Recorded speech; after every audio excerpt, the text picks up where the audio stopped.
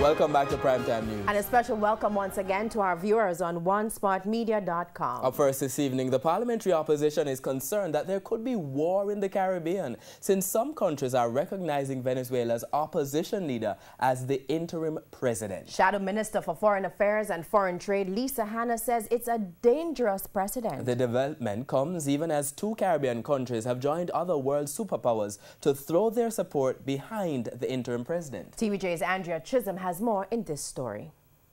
Venezuela, a potpourri of crises, economic, political, and now constitutional.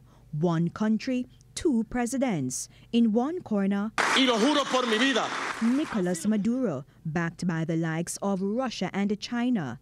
In the other corner, juro, Juan Guaido, the self-declared interim president with the full backing of the United States, Canada, and the United Kingdom.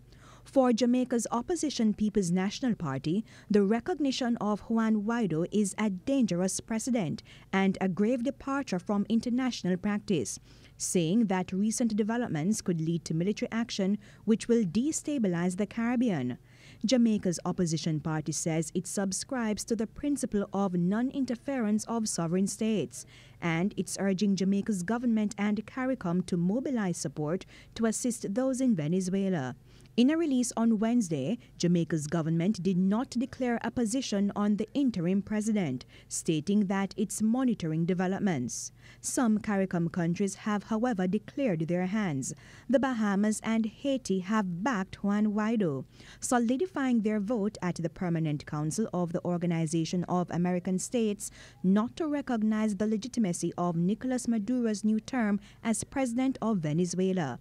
For Trinidad and Tobago, we will not intervene, nor will we interfere with what is going on internally in other sovereign states. And with the United States in strong support of the interim president, that country's Secretary of State Mike Pompeo made this announcement on Thursday. Today, I'm announcing that the United States is ready to provide more than $20 million in humanitarian assistance to the people of Venezuela.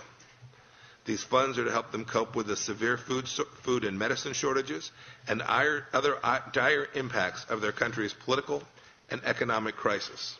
It's left to be seen how that promise will be fulfilled, as Nicolas Maduro has told his diplomats in the United States to pack their bags and leave, essentially ending diplomatic relations with the United States. And the plot thickens. Russia, through its deputy foreign minister, has warned the United States against meddling in Venezuela. We warn everyone, and not just the U.S., but some others who may entertain these ideas, from this type of action. The resort to military power would be catastrophic. We face now a scenario that may lead to further bloodshed in Venezuela. So chaos and instability in Venezuela. The world is watching who will become and how the true leader will emerge. Andrea Chisholm, TVJ News.